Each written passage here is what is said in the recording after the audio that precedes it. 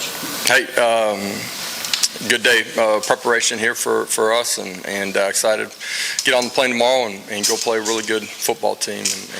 But it's been a good week of preparation, so I'll open it up. We'll start with Vince.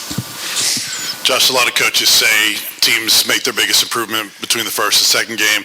Is that something you believe in, or is that out of the coaches, what coaaches are supposed to say? But well, a little bit of both. You can make your biggest jump from week 1 to week 2. You should make huge jumps, just in communication, understanding of expectations. Your young players that are in your program for the first time, from the lead up to kickoff to what it feels like and looks like during the course of the game. As a staff, you continue to get in sync and work through some of those issues. It should be a week where you gain a bunch, but you can gain a bunch at any point during the season too. And our work habits and our preparation have been really solid this week, and we got to finish it the right way. We understand what we're getting into. This is a really good football team. They're tough, they're physical, they're smart, they're mature. We got to go, not do anything extraordinary, but do the ordinary things at a really high level. Austin. Have you sensed most of the week with a bunch of veteran leaders that there's been a kind of an engagement, a locked-in mentality as you head into this big game? Yeah, I think they understand the type of fight that it's going to take, during the course of the 60 minutes of play to win this football game. They understand this is a really good team. It's really mature. Is it something completely different as far as, the way they've approached last week? No.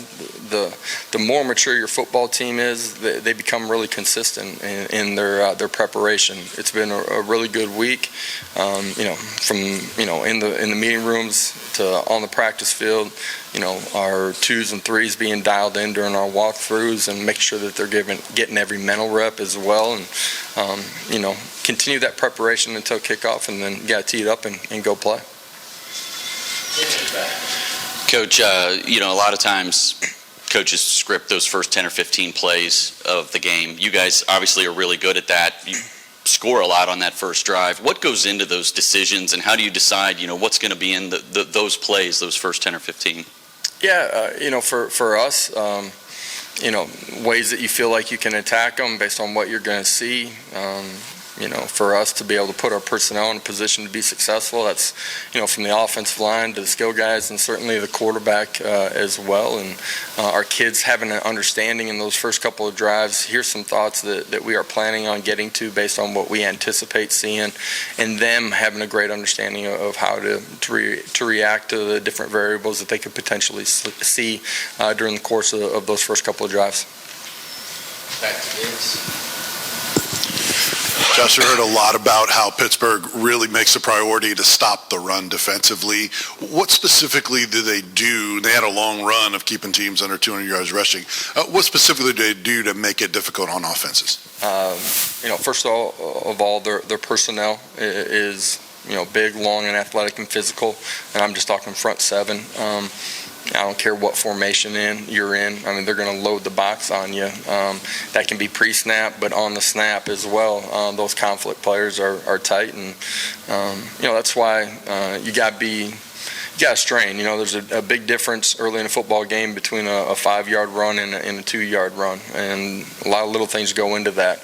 You got to win one-on-ones on the outside during the course of this football game too, and that dictates how the game unfolds, but certainly how you play in third down situations. This is a really good team in third and long, and we got to try to stay in more manageable third downs against them. Rob. Coach, Brew and Cedric have to be two of the most physical, at least imposing receivers on the outside. Walker's a big guy. Just how do you feel? You just mentioned winning one-on-one matchups on the outside. How confident you feel in your guys' ability to do that this year with your personnel? Yeah, we trust both of those guys. They are big, strong, and physical, and play that way as well. It will be different than it was last week for those guys, though. You're going to see a bunch of press man out on the outside, and you got to be able to get off of their jam technique, and then you got to be comfortable with the body, in your hip or on top of you the entire day, and be ready to go make those competitive plays. But we do trust both those guys. Great. Josh, it's unusual in a non-conference game to have played against a team basically 4 straight years as you have and Coach Narduzzi had.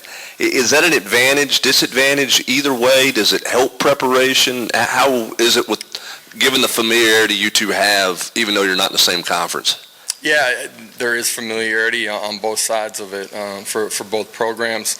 It gives you some understanding of the personnel, I think, as much as anything. Schematically, things are going to subtly change on both sides of the line of scrimmage, and that's played out in the previous 3 contests. And being able to adjust during the course of the ball game, based on the differences that you're seeing, will be ultra important in this one too. Coach, a couple of your players earlier in the week talked about how last season's game, the way it went, left a bad taste. That was in the back of their minds as this week started.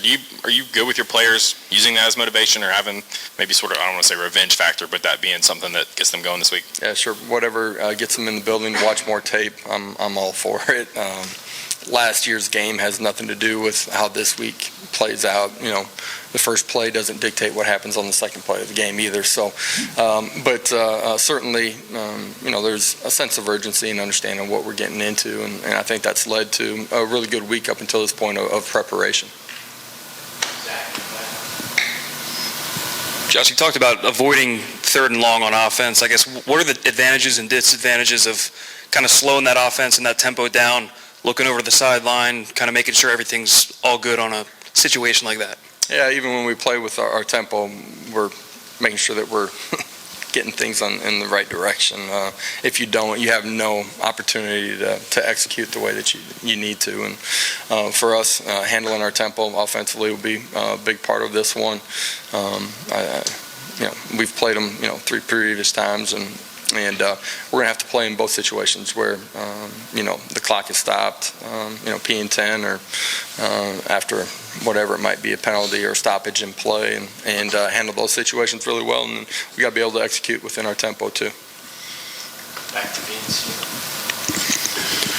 Coach Halsley was talking about the trust that Hendon Hooker has earned with you guys in, if he doesn't like a play, that you guys will toss it out and make sure he does things he's comfortable with. Can you expand on that circle of guys that are contributing to your game plan and that trust factor amongst you guys? Yeah, I think the longer you're with the quarterback and the more understanding of what you're trying to do and why you're trying to attack a defense that way, there's more trust from him too, and that if there's something new that's going in the game plan, he can understand the reason why behind it, and probably feels more comfortable than he necessarily would when he's young inside of your offense. And so I think it's a two-way street. For us offensively, from Coach Golish to Glenn Ellerby to our entire offensive staff, Coach Halsley, I think we have a much better understanding than we did a year ago at this time. Who is our personnel? What can they execute?